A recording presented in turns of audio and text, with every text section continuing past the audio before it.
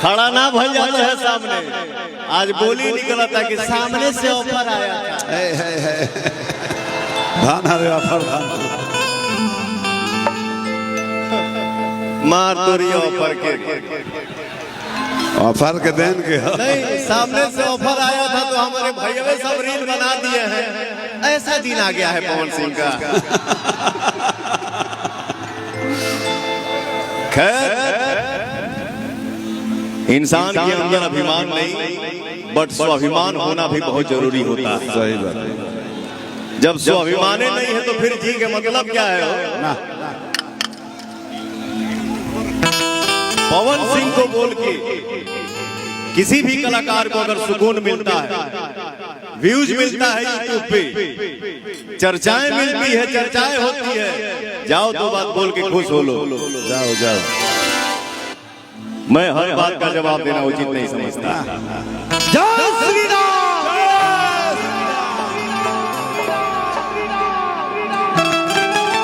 स्वर्ग के दाता विद्यादायिनी माई सरस्वती है शेर के रूप में दो लाइन आप सबके बीच में भैया।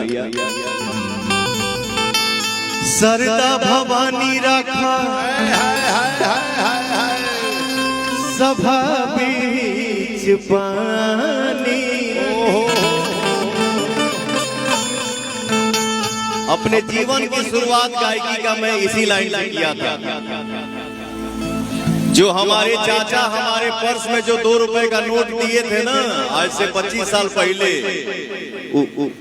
वो हमारे पर्स में वो 2 रुपए का नोट आज मिली। तो भैया रहे तो पर्स लेके घूमता नहीं हम। पर्स का जमाना बाब, गूगल पे फोन चलता है। तो मैं अपने जीवन का शुरुआत इसी लाइन से करता हूँ हर मंच पे भैया। कोशिश करता हूँ कि आप सबका आशीर्वाद मिलता रहे। सरदा भवानी राखा सभा बीच पानी।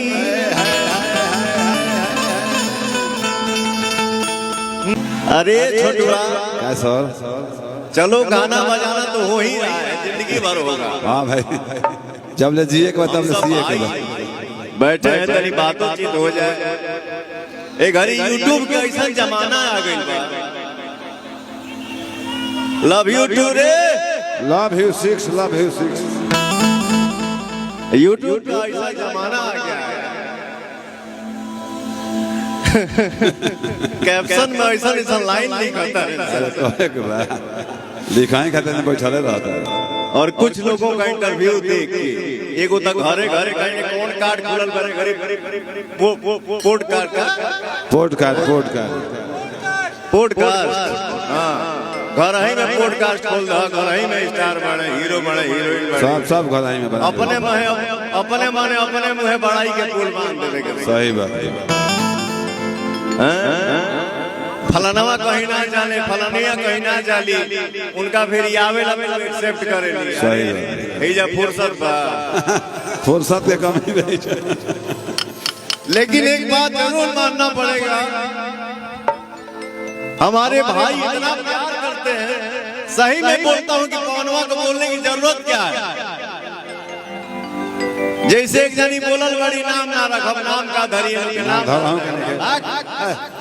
तने को नहीं खदर नाम धरे के टाइम बा समझ जा सरे पगला। बात के पूछ लेवे के चीज के चिन्हे के खड़ा होके में गोड़ कांपता था। हां जी, ये भोजपुरिया हिंदी है, गोड़ कांपता था। तू कहबू जी अब ये रानी, तू कहबू मर जाए।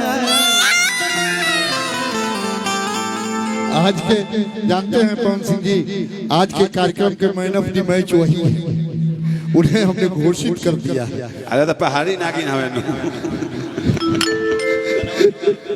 ए व्यास जी, ये रवि रंजन भाई किताब आपके ऊपर लिखे हैं, पावर स्टार 2 शब्द बोलना चाहते हैं उसको। आइए आइए जय रवि रंजन जी। रवि रंजन जी, आप गाना जिला के साथ किताब जब लॉन्च हो तो अगर अमित कथा कहे जे आप बोलते हैं तो हमारे खून में गर्मी आ जाती है।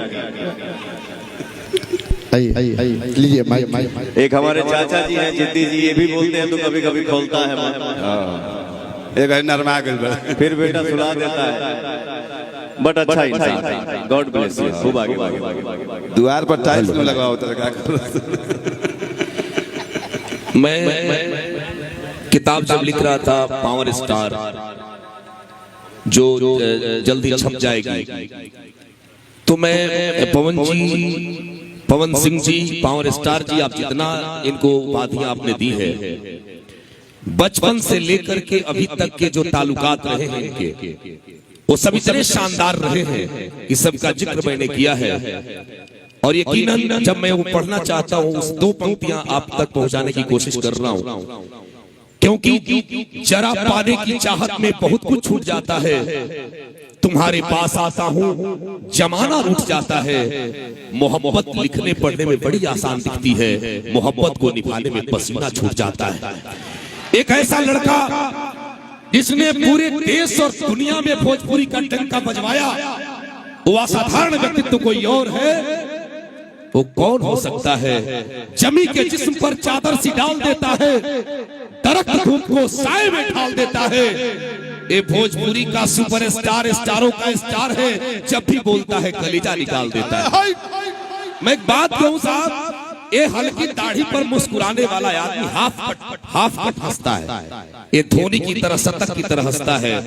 ये आधा हंसता है आधा मुस्कुराता है, लड़कियों को पता ही नहीं चलता हंसता है कि मुस्कुराता है। इतना सुंदर भोजपुरी का स्टार, तब जाके कहूंगा कि जिंदगी को खुद का तलफकार नहीं होने दिया, जिंदगी को खुद का तलफकार नहीं होने दिया।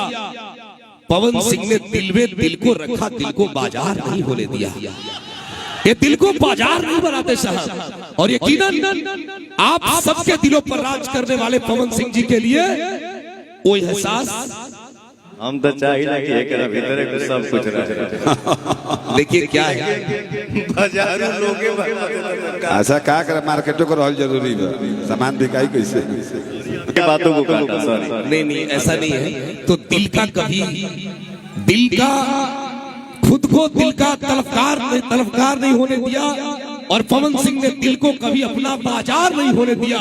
और यकीनन जिस रूप में पवन सिंह जी ने गाया, तेरे चेहरे के आगे गुलाब क्या होगा, ऐ भोजपुरी की शान, तू मुस्कुराता है तू गाता है, तेरा जवाब क्या होगा। जब कोई आए एक बार दोनों हाथ ऊपर उठाइए, पूरा हाथ उठा करके एक बार जोरदार ताली बजाइए, एहसास कराइए। ये जो आप जो कह रहे थे गांधी मैदान से लेके पूरी घटना को, अरे आप में तो ताकत है कि पूरी घटना बदल दे। आप में वो ताकत है कि आप सबको, एक ऐसा खूबसूरत हाथ है कि जिसके कंधे पर पड़ता है वो सुपरस्टार हो जाता है। एक ऐसा हाथ है जिसको हारमोनियम पकड़ के बता दे वो गाने लगता हो। और जितने लोग मंचों पर बैठे हैं, सीना ठोक के कहिए, जब ये व्यक्ति गाता है तो चांद मुस्कुरा के कहता है, पवन सिंह तू गजल गाता है तो इस करने का मन करता है। इसलिए ये झूठी बड़ाई नहीं है, ये दुनिया के सभी सुपरस्टार को आप चाहें तो अपनी पंक्तियों में खड़ा कर सकते हैं। इसलिए भोजपुरी को नाज है, यदि हिंदी सिनेमा को नाज है कि हमारे पास अमिताभ बच्चन है, क्रिकेट को नाज है कि हमारे पास सचिन तेंदुलकर है, तो हम भोजपुरी वासियों को नाज है कि हमारे पास पवन सिंह। खा गया जीदी जी के व्यास जी जीदी जी के खा गई। भाई जो बोला, बिक्कू मेरा छोटा भाई है, धाना सिंह कुमार बिक्कू जी, रोशन सिंह जी हैं सुपरस्टार राइटर, हमारे मित्र हैं सरबजीत सिंह जी, सुपरस्टार गायिका शिवानी सिंह जी बैठी हैं, सोना सिंह जी बैठी हैं। देखिए मरियम बहुत गंभीर लड़की है, बहुत एक छोटा सा कोहिनूर हम लोगों के बीच में आया हुआ है, बैठा हुआ है, जिसका नाम है प्रियांशु सिंह। उठ जा बेटा।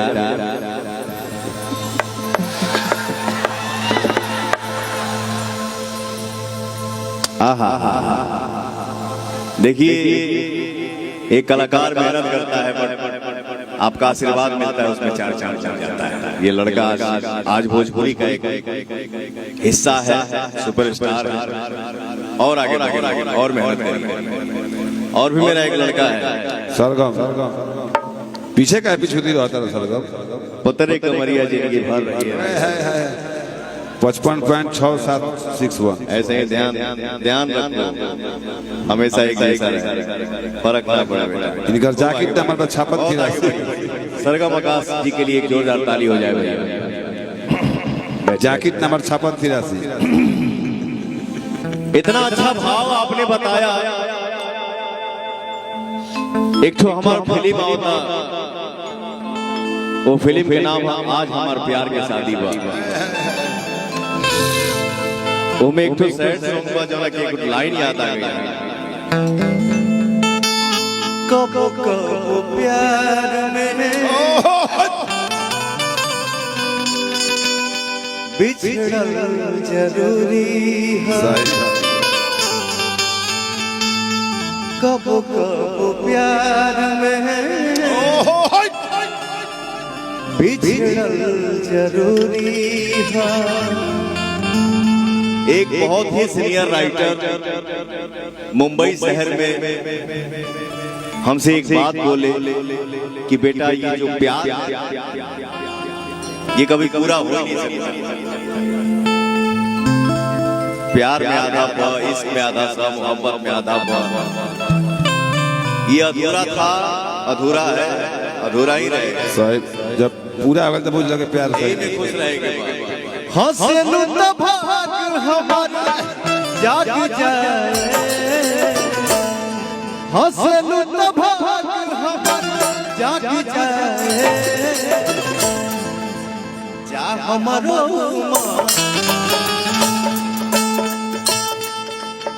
कितना अच्छा लागेला जब पौनवा गावेला।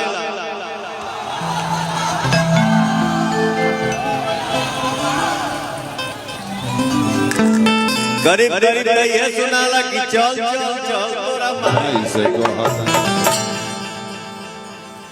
लेकिन ये बहुत बड़ा सौभाग्य है कि आपका भाई पवनवा सैड सॉन्ग गाता है, रोमांटिक गाता है और हमारे भाई एंजॉय करते हैं, गाली बजाते हैं,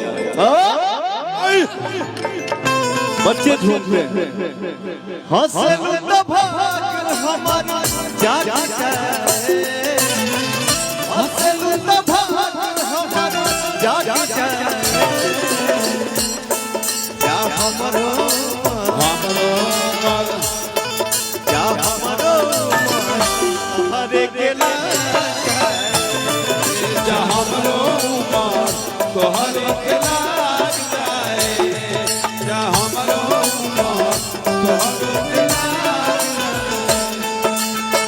हंसलू तो भाग हमारा जाग जाए, हंसलू तो भाग हमारा जाग जाए, जा हमरो हरे के लाग जाए, जा हमरो तो हरे के लाग जाए। क्या बात है।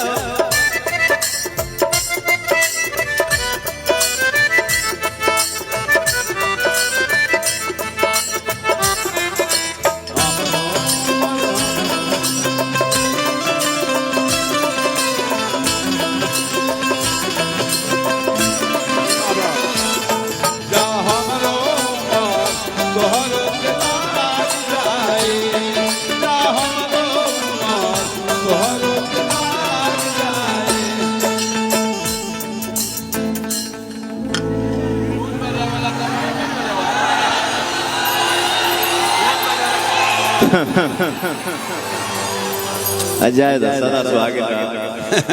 सदा सुहागिन रहा।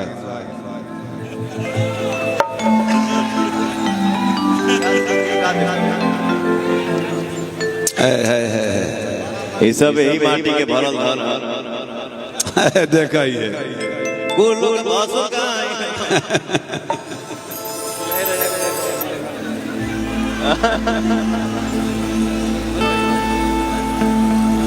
नहीं हाँ हाँ हाँ ये कार्यक्रम बहुत पहले फाइनल भइल रहे। मेरे कान में आया कि जो आज के हमारे हीरो हैं हिमांशु जी, राजा साहब, दुल्हा साहब, हमरे कान तक ही साउंड आयल कि भैया ना तुम भी हवे ना।